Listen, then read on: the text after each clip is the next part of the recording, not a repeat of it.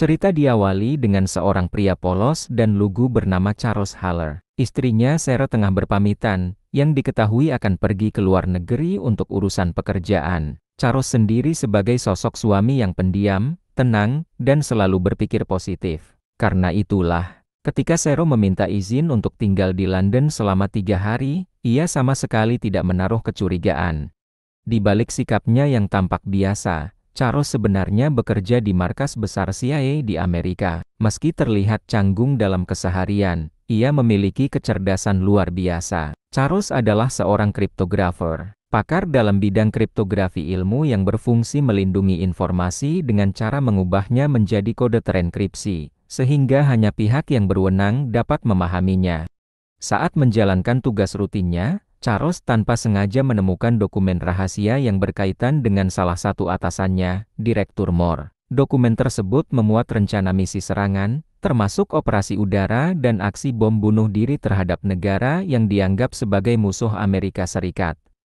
Walau sibuk, Charles selalu meluangkan waktu untuk menghubungi Sarah, sekadar menanyakan kabarnya, kebiasaan kecil yang mungkin membuat banyak orang iri. Keesokan harinya, setibanya di kantor, Charles dikejutkan dengan kedatangan Direktur Moore yang sudah menunggunya. Sempat ia menduga hal itu terkait dokumen rahasia yang ditemukannya. Namun ternyata, Moore datang membawa kabar duka, sebuah serangan teroris terjadi di London, menewaskan banyak orang. Pulang dengan hati hancur, Charles larut dalam kesedihan mendalam. Esoknya, ia mendatangi Moore untuk menanyakan perkembangan penyelidikan, namun jawaban yang didapat sangat mengecewakan. Moore hanya memintanya bersabar karena tim investigasi belum menemukan petunjuk berarti.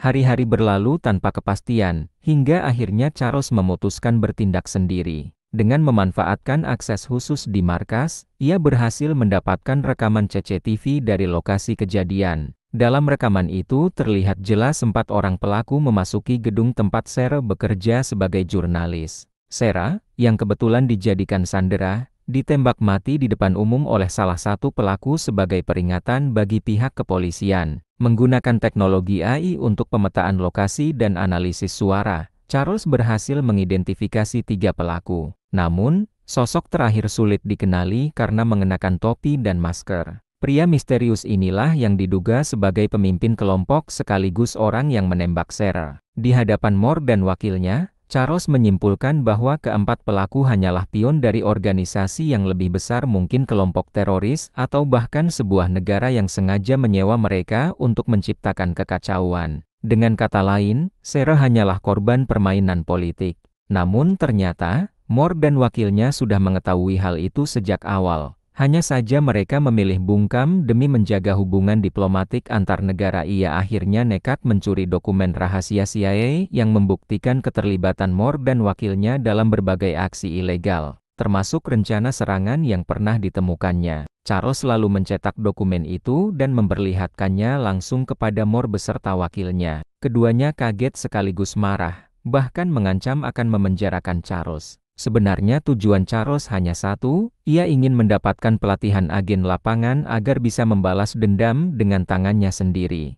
Tak lama setelah Charles pergi, Moore dan wakilnya mulai diliputi rasa khawatir. Mereka akhirnya menuruti permintaan Charles untuk mengikuti pelatihan. Ia dikirim ke barak militer. Saat menjalani latihan menembak, hasilnya benar-benar mengecewakan. Bahkan dari jarak dekat, peluru Charles sama sekali tidak mengenai sasaran. Meski begitu, ia menunjukkan kemampuan lain, seperti merakit peledak sederhana dan membuat identitas palsu. Namun, sang mentor tetap menilai Charles tidak memiliki nyali untuk membunuh. Di sisi lain, Moore mengerahkan tim khusus untuk menyelidiki Charles. Setelah menelusuri, mereka menyimpulkan semua itu hanyalah gertakan belaka. Mengetahui hal ini, Moore segera memerintahkan sang mentor untuk menghabisi Charles. Namun, Charles ternyata sudah antisipasi dengan memasang alat penyadap dan berhasil mengetahui rencana mereka. Menyadari nyawanya terancam, ia melarikan diri dari barak menggunakan identitas palsu, lalu berangkat menuju London.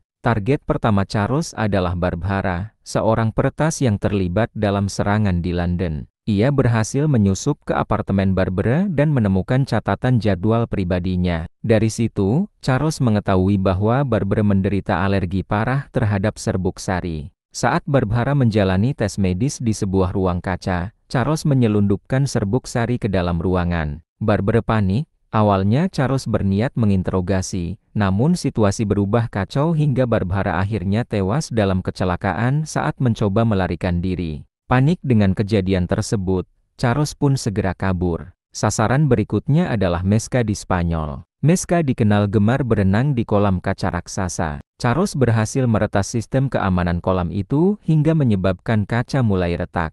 Ia menekan Meska untuk membocorkan identitas pemimpin kelompok mereka, tetapi Meska tetap menolak. Akhirnya, Meska tewas di dalam kolam tersebut.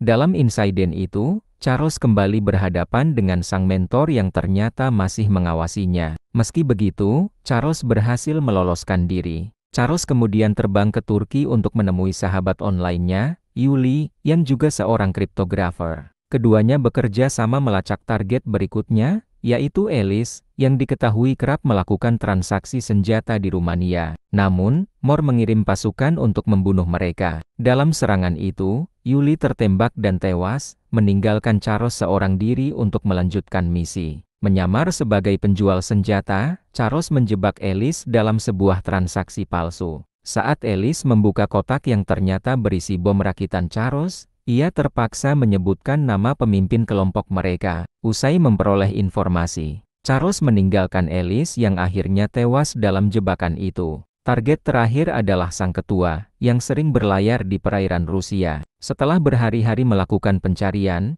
Charles berhasil menemukan kapalnya. Namun, begitu mendekat, ia langsung disergap dan ditawan. Sang ketua kemudian mengungkapkan bahwa ia tidak memiliki dendam pribadi terhadap seri penembakan itu, hanyalah tindakan spontan untuk menakut-nakuti polisi. Sang ketua akhirnya menyimpulkan bahwa Charles bukanlah seorang pembunuh sejati, melainkan pria biasa yang terpaksa bertahan karena keadaan. Ia kemudian menyerahkan sebuah pistol kepada Charles dan menantangnya untuk menembak. Namun Charles tetap tidak mampu melakukannya. Yang tidak disadari sang ketua, sejak awal Charles sudah meretas sistem kapal. Perangkat kecil yang sempat disita darinya ternyata berfungsi sebagai pemancar. Berkat itu, kapal mereka berhasil dialihkan hingga masuk ke wilayah Finlandia. Sementara semua bukti kejahatan telah dikirimkan ke pihak internasional. Sang ketua beserta anak buahnya pun ditangkap, dan Direktur Mor turut terjerat dalam kasus kejahatan kemanusiaan. Setelah dendamnya terbalaskan,